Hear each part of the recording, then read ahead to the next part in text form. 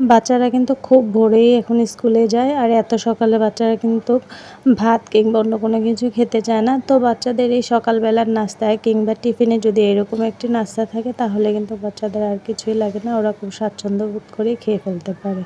Hello everyone, আসসালামু আলাইকুম। কেমন আছেন সবাই? আশা করি সবাই অনেক অনেক বেশি ভালো আছেন। তো আমার এই ভিডিওটি আজকে যারা ফেসবুক থেকে দেখছেন তারা প্লিজ আমার পেজটিকে একটু ফলো দিয়ে যাবেন এবং একটি কমেন্টস করে যাবেন, আর একটু ভালোবেসে আপনাদের টাইমলাইনে ভিডিওটা শেয়ার করে দিবেন। আর যারা ইউটিউব থেকে দেখছেন তারা প্লিজ আমার চ্যানেলটি সাবস্ক্রাইব করে যাবেন এবং বেল আইকনে প্রেস করে যাবেন, আর একটি কমেন্টস করে যাবেন। আপনার একটি কমেন্টসই কিন্তু আমার অন্য একটি ভিডিও বানাতে খুবই আগ্রহ জাগায়। তো চলুন কথা না বাড়িয়ে মূল রেসিপিতে চলে যাওয়া যাক। এই কেকটি বানানোর জন্য আমি প্রথমে কিন্তু হাফ কাপ ময়দা নিয়েছিলাম। হাফ কাপই ময়দা নেবেন। আমি দুটো ডিম নিয়েছি আর হাফ কাপ ময়দা নিয়েছি। দুটো ডিমের সাথে আপনাকে অবশ্যই হাফ কাপ ময়দা নিতে হবে, বেশি নেওয়া যাবে না, পারলে এর চেয়ে কম নেবেন। তো আমি হাফ কাপ ময়দা, তারপরে half teaspoon baking powder, half teaspoon baking soda, আর 2 টেবিল চামচ আমি কোকো পাউডার নিয়েছি। কোকো পাউডারটা আমি এখানে একটু বেশি নিয়েছি, কারণ চকলেট কেকে আপনি কোকো পাউডারটা একটু বেশি দিলে কিংবা চকলেট ঘানাসটা একটু বেশি দিলে কেকটা কিন্তু খেতে বেশি মজা হয়। তারপর সবগুলো উপকরণ আমি একসাথে চেলে নেব যেন একটু লাঞ্চ না থাকে। অবশ্যই খুব ভালোভাবে চেলে নেবেন। এবার আমি একটা বোলের মধ্যে 2টা ডিম নিয়েছি। ডিম থেকে আমি কুসুম 2টা আলাদা করে নেব।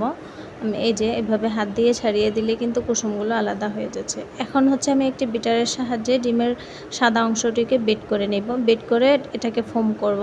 আর আমি এখানে 1/4 কাপ চিনি নিয়েছি। তো চিনিটা আমি একটু একটু করে দিচ্ছি আর একটু একটু করে বিট করছি। সম্পূর্ণটা চিনি একবারে দেওয়া যাবে না, একটু একটু করে দিতে হবে আর একটু একটু করে বিট করতে হবে। এই যে আমি একটু দিচ্ছি, তারপর আবার একটু বিট করে নিচ্ছি। এবারে আমি ডিমের কুসুমগুলো দিয়ে দিব। কুসুমগুলো দিয়ে এখন ভালোভাবে বিট করে নিব। 3-4 মিনিটের মতো বিট করতে হবে। অতিরিক্ত বিট করা যাবে না, অতিরিক্ত বিট করলে কিন্তু ফোমটা নষ্ট হয়ে যাবে। তো এবারে আমি এখানে চকলেট ঘানাশ ইউজ করব কেকের মধ্যে। সেজন্য আমি একটা কড়াইতে একটু পানি গরম করে নিয়েছিলাম, তার উপরে একটা বাটি বসিয়ে দিয়েছি। এবার এর মধ্যে সামান্য কিছু আমি চকলেট দিয়ে দিব। তো দেওয়ার সাথে সাথে দেখেন চকলেটটা একদম মেল্ট হয়ে গিয়েছে। তো তৈরি হয়ে গেল আমার চকলেট গানাশ। এই গানাশটাই আমি কেকের মধ্যে ইউজ করব। তো এখন আমি যেই ফোমটা তৈরি করে রেখেছিলাম সেটাতে আমি শুকনো উপকরণগুলো একটু একটু করে দিয়ে দিব।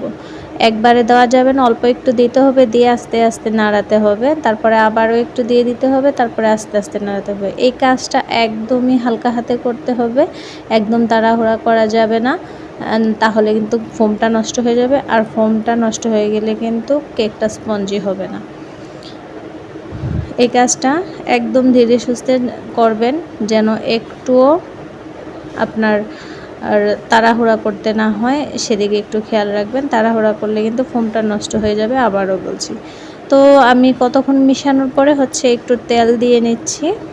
এখানে আমি একটু স্পিডটা বাড়িয়ে দিচ্ছি, তার জন্য মনে হচ্ছে যেন আমি জোরে জোরে করছি, কিন্তু না, আমি স্পিডটা বাড়ানোর কারণে এরকম দেখাচ্ছে।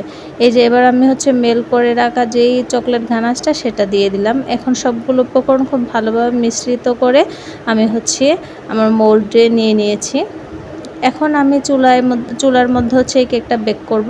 সেজন্য আগে থেকেই পাতিল একটু গরম করে নিয়েছিলাম। এই যে দেখুন আমি সেখানে বসিয়ে দিয়েছি এবং 40 মিনিট পর্যন্ত আমি বেক করেছি। এই যে আমার কেক একদম পারফেক্ট হয়ে গিয়েছে। আমি টুথপিক দিয়ে চেক করে নিয়েছি, আমার টুথপিক কিন্তু একদম ক্লিন আসছে, মানে আমার কেকটা হয়ে গিয়েছে। এই যে দেখুন আমার কেকটা কতটুকু পারফেক্ট হয়েছে, অনেক সফট হয়েছে, স্পঞ্জি হয়েছে এবং অনেক মজা হয়েছিল। বাচ্চারা কিন্তু খুব মজা করে খেয়েছে। তো আপনারাও চাইলে বানিয়ে নিতে পারেন বিকালের নাস্তায় কিংবা সকালের নাস্তায় কিংবা বাচ্চাদের টিফিন বক্সে। এইরকম একটি কেক একদম পারফেক্ট বানিয়ে নিতে পারেন।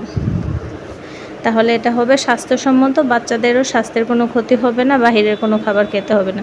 তো আজকে আমার ভিডিওটি এ পর্যন্ত। সবাই ভালো থাকবেন। আল্লাহ হাফেজ।